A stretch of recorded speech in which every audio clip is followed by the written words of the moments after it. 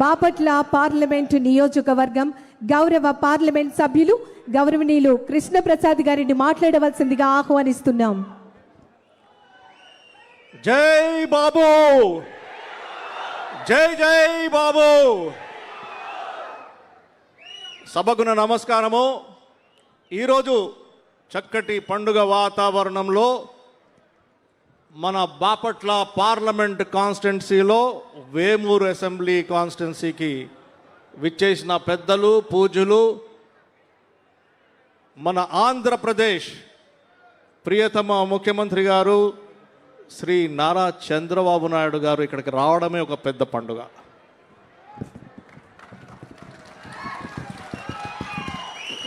వేదికను అలంకరించిన పెద్దలు, ముఖ్యమంత్రి గారు,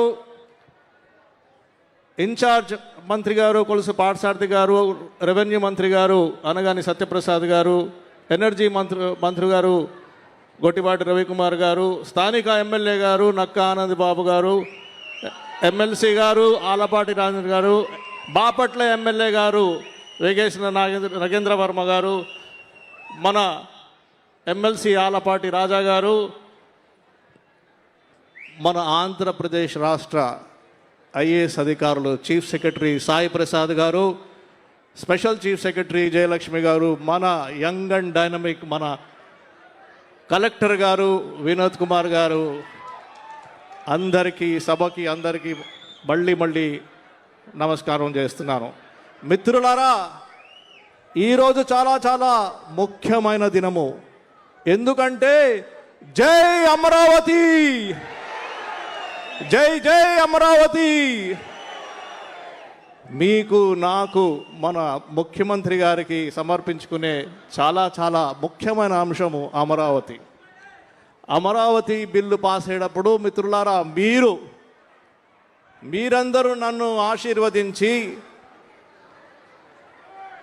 మన ముఖ్యమంత్రి గారి ఆశీస్సులతో మీరు ఓటేసి లోక్సభ పంపించారు. ముఖ్యమంత్రి గారు నాకు లోక్సభ ప్యానెల్ స్పీకర్గా అవకాశం ఇచ్చారు. ఎంత చక్కటి అవకాశం నాకు ఇచ్చారు.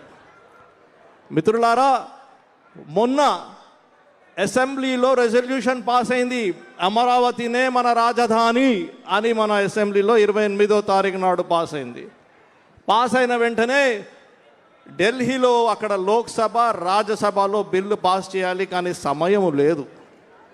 కేవలం 2 రోజుల సమయమే ఉంది అక్కడ. ఆ 2 రోజుల సమయంలో ఒకరోజు లోక్సభలో బిల్లు ప్రవేశపెట్టాలా, ఆమోదం తీసుకోవాలా, మర్నాడు మళ్ళీ రాజ్యసభలో ప్రవేశపెట్టాలా, ఆమోదించాలా. చాలా కీలకమైన పరిస్థితి.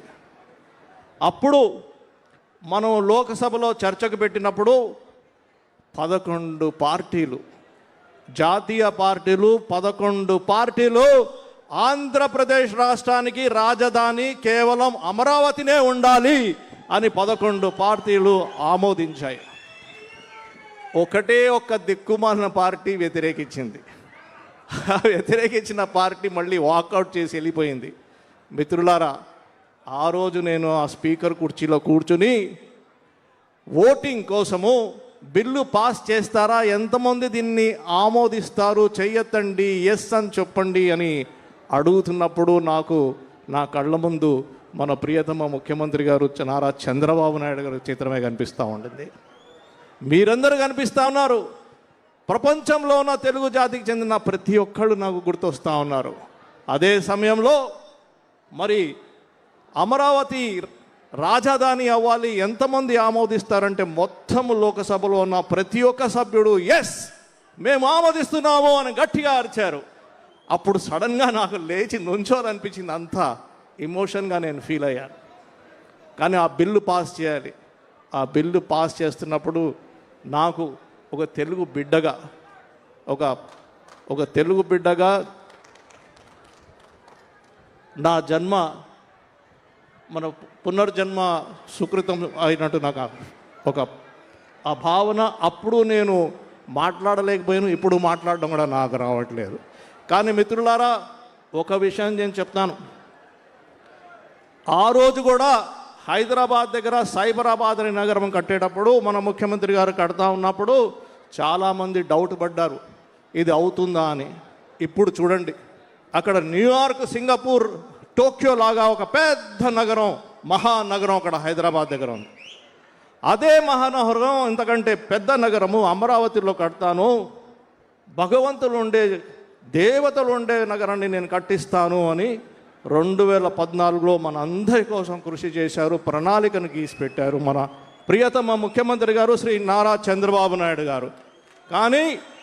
కానీ దురదృష్టకరం, ఒక సైకో ప్రభుత్వం మధ్యలో వచ్చింది. ఆ సైకో ప్రభుత్వం మధ్యలో రావడం వల్ల మన అభివృద్ధి అంతా 25 సంవత్సరాల వెనకాలకి వెళ్ళిపోయింది. కానీ మీ ఆశీస్సుల వల్ల మళ్ళీ మన ప్రియతమ ముఖ్యమంత్రి నారా చంద్రబాబు నాయుడు గారిని మళ్ళీ ముఖ్యమంత్రి చేసి తెచ్చారు. కాబట్టి ఇప్పుడు కేవలం ఆయన వల్లనే మళ్ళీ మనకి అమరావతి రాజధాని అనే రాజముద్ర దయబడింది. మిత్రులారా, ఈ విషయంలో మనము డ్యూటీలో ఫెయిల్ అవ్వకూడదు, మనం కృతజ్ఞతలు చెప్పుకోవాలి. మన దేశ ప్రధానమంత్రి గారు శ్రీ నరేంద్ర మోదీ గారు, ఆ తర్వాత మన రాష్ట్రపతి గారు, తర్వాత వైస్ ప్రెసిడెంట్ గారు, తర్వాత లోక్సభ స్పీకర్ గారు, అందరూ మళ్ళీ అమిత్ షా గారు అందరూ మనకి సహకరించారు. వాళ్ళందరికీ మనం అభివృద్ధి తెలుపుకోవాల్సిన సమయం వచ్చింది, చేసుకోవాలి. తర్వాత లాస్ట్లో ఒక విషయం మిత్రులారా, మనం ఈరోజు మీ భూమి మీ హక్కు అని వచ్చాము. ఒక విషయం చెప్తాను, గుర్తు తెచ్చుకోండి. ఆ రోజు ల్యాండ్ టైటిలింగ్ యాక్ట్ అని మన భూములు లాక్కున్నారు సైకో ప్రభుత్వం. అందుకే మన భూమి హక్కు మనకు ఉండాలి, మనకి ఎక్కడా లోటు రాకూడదు అని ఉద్దేశంతోనే మన ప్రియతమ ముఖ్యమంత్రి గారు ఈ యాక్ట్ తెచ్చారు. ఇప్పుడు ఇది కొత్తది, మీ హక్కు మీ భూమి మీ హక్కు అని తీసుకొచ్చి ఎవ్వరికి ఏమీ సమస్యలు ఉండవు. అందుకే ఇంత పెద్ద ప్లాన్ చేశారు, ఇంత పెద్ద యాక్టివిటీ తెచ్చారు. మరి ఒకటి లాస్ట్ ఆఖరిగా చెప్తున్నాను, ఢిల్లీలో వచ్చినప్పుడు మన ముఖ్యమంత్రి గారు కానీ మన యువక ఐటీ మంత్రి గారు, హెచ్ఆర్టీ మంత్రి గారు నారా లోకేష్ గారు ఢిల్లీకి వచ్చినప్పుడు ప్రతి మంత్రి వెల్కమ్ చేస్తారు, రెడ్ కార్పెట్ చేసి వెల్కమ్ చేసి ఏది చెప్పినా చాలా జాగ్రత్తగా వింటారు, అప్పటికప్పుడే శాంక్షన్ చేస్తారు. అదేవిధంగా ఉడతా భక్తితో ఎంపీలమందరం కలిసి ఒక్కొక్కళ్ళు పోయి వాళ్ళ నియోజకవర్గానికి మన ముఖ్యమంత్రి గారి పేరు చెప్పుకుని మన ముఖ్యమంత్రి గారు ఇచ్చిన దిశానిర్దేశం మీద నేను కూడా బాపట్ల పార్లమెంట్ కాన్స్టిట్యున్సీగా ఎంపీగా ఇప్పటి వరకు రైల్వేస్లో 8,000 కోట్ల రూపాయల ప్రపోజల్స్ పెట్టాను. హైవేస్లో, నేషనల్ హైవేస్లో 6,000 కోట్ల రూపాయల ప్రపోజల్స్ పెట్టాను. టూరిజంలో సూర్యలంక, మళ్ళీ ఇప్పుడు బట్టిప్రోల్లో పక్కనే ఉన్న బట్టిప్రోలో బుద్ధ స్తూపం కోసం పెట్టాను. అంతా దిశానిర్దేశం అంతా మన ముఖ్యమంత్రి గారు, ఇవన్నీ తప్పకుండా వస్తాయి. మరి ఇటువంటి చక్కటి అవకాశం నాకు ఇచ్చినందుకు పెద్దలు పూజలు మన ప్రియతమ ముఖ్యమంత్రి గారు శ్రీ నారా చంద్రబాబు నాయుడు గారికి మళ్ళీ శిరస్సు వంచి నమస్కారం చేసుకుంటూ సెలవు తీసుకుంటున్నాను. జై బాబు, జై బాబు. నమస్కారం అండి. ధన్యవాదములు సార్. తదుపరి గ్రామ సభను ప్రారంభించవలసిందిగా సూరేపల్లి గౌరవ పంచాయతీ కార్యదర్శి గారిని ఆహ్వానిస్తున్నాం.